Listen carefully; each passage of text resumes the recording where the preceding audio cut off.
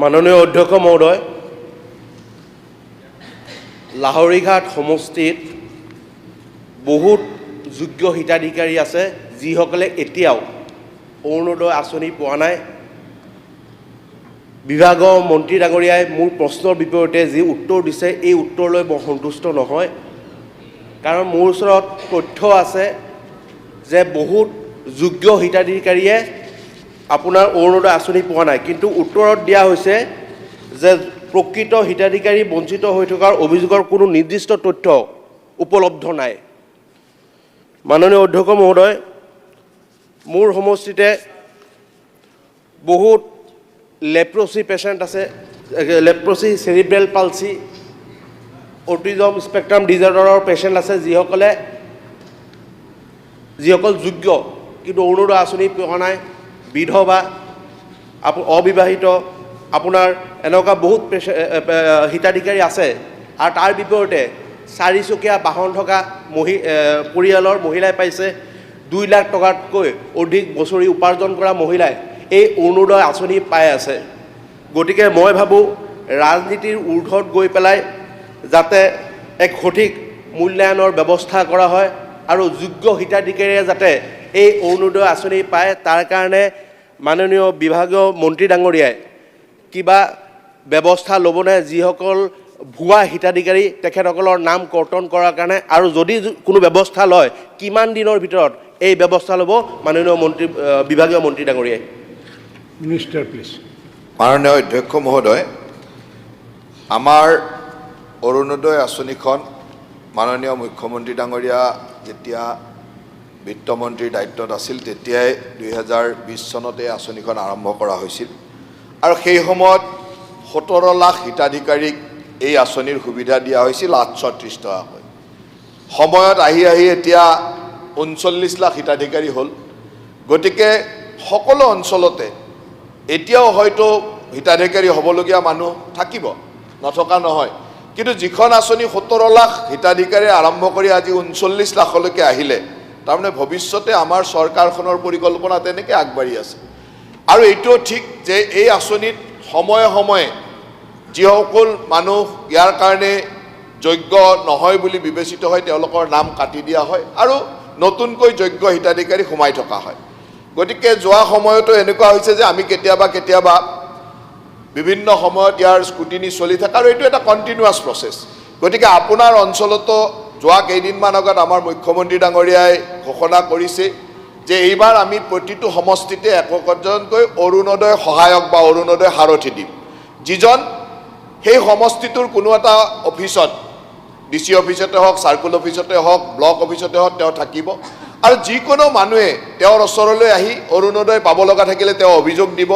কাৰোবাৰ অৰুণোদয় কিবা টকা পোৱা নাই, একাউণ্টত পইচা সোমোৱা নাই, সকলো অৰুণোদয় জড়িত সমস্যা সমাধানৰ বাবে এজন ব্যক্তি আমি অহা 1-1.5 মাহৰ পিছৰ পৰা আমি নিযুক্তি দিম। নিযুক্তি মানে অলৰেডি থকা মানুহকে দায়িত্ব দিয়া হ'ব মানে অৰুণোদয় সহায়ক হিচাপে। গতিকে মই ভাবোঁ যে এনেকুৱা সমস্যাবিলাক সমাধানৰ ক্ষেত্ৰত এইটো এটা ভাল পদক্ষেপ হ'ব। আৰু এই গোটেই বাছনি প্ৰক্ৰিয়াটোত বুথ লেভেলত একোখন কমিটি বনাই দিয়া হৈছিল। তেওঁলোকৰ কমিটিৰ পৰা আহি যিখন ডিষ্ট্ৰিক্ট লেভেল কমিটি, এই ডিষ্ট্ৰিক্ট লেভেল কমিটিত আমাৰ সন্মানীয় বিধায়ক বা সদস্যগৰাকীও মেম্বাৰ আছিল। গতিকে এই বাছনি পদ্ধতিৰ মাজেৰে আহি পেলাই হৈছে আৰু ইয়াত সময়ে সময়ে মই কৈছোঁ যে ইয়াত তথ্যও যদি আপোনালোকে চায় এতিয়াও আমাৰ মানে কেঞ্চেল কৰি দিয়া বা কাটি দিয়া প্ৰচেছটো চলিয়ে থাকে। যেনেকৈ কোনোবা হয়তো এনেকুৱা হৈছে যে ৰেচন কাৰ্ডত নাম আছে কিন্তু নাম নথকা বুলি এপ্লাই কৰিছিল, সেইটো কথাত সোমাই গ'ল, এতিয়া ধৰা পৰিছে। কিছুমান হয়তো নতুনকৈ চাকৰি পাইছে পৰিয়ালত, তেওঁলোকে নিজে অপ্ট আউট কৰিছে। এনেকৈ সময়ে সময়ে আমাৰ কৰ্তন আৰু লগতে নতুনকৈ নাম সংযোজন চলি থাকে। গতিকে আপোনাৰ সমষ্টিতো যদি তেনেকুৱা যোগ্য হিতাধিকাৰী আছে, অৰুণোদয় সহায়ক খুব সোনকালে নিযুক্ত হৈ যাব, দায়িত্ব দিয়া হ'ব আৰু তেখেতসকলৰ লগত যোগাযোগ কৰিব। আৰু আপুনিও যিহেতু জিলা সমিতিখনৰ জিলা নিৰ্বাচক সমিতিৰ সদস্য, গতিকে আপুনি তাত আপুনিও নিজে চাব পাৰিব। মই ভাবোঁ যে ইয়াক আমিও বিশ্বাস কৰোঁ যে ইয়াক আৰু বঢ়াব লাগে, কিন্তু এই আঁচনিখন লৈও কেতিয়াবা আপোনালোকৰ দলেও আমি সমালোচনা কৰোঁ, কিন্তু এই আঁচনিখন অসমৰ এনেকুৱা এখন আঁচনি যিয়ে অসমত প্ৰতিটো দুখীয়া পৰিয়ালক অৰ্থনৈতিক সকাহ দিয়াৰ কাৰণে চেষ্টা কৰিছে।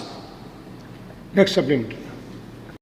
মন্ত্ৰী ডাঙৰীয়া, মই সুধিছিলোঁ যে এই মানুহবোৰৰ নাম, কাৰণ চাওক, আবিদা খাতুন, নাজিৰা খাতুন, ৰজেমা খাতুন, হাজিৰা খাতুন, এই কিছুমান আৰু বহুত মহিলা আছে আপোনাৰ বিধৱা নহয়, কিন্তু তাত লিখা আছে গিৰিয়েক ঢুকালে বিধৱা বুলি অৰুণোদয় লৈ আছে। সেই একেধৰণে চাৰিচকীয়া বাহন থকা মানুহে অৰুণোদয় পাই আছে। গতিকে মই ভাবোঁ যে আপুনি অতি দক্ষ মন্ত্ৰী, আপুনি অতি সোনকালে এই যিবোৰ ভুৱা হিতাধিকাৰী আছে তেখেতসকলৰ নাম কৰ্তন কৰি যিসকল দৰিদ্ৰ, মগনীয়া, যিসকল দুখীয়া, বিধৱা, তেনেকুৱা মানুহক যদি আপোনালোকে বা আপুনি অৰুণোদয় দিয়ে, তেতিয়া মই ভাবোঁ সমাজখনৰ উন্নতি হ'ব, দুখীয়া মানুহবোৰ বা বিধৱা মানুহবোৰ বা পিছপৰা মানুহবোৰ আগবাঢ়ি যাব।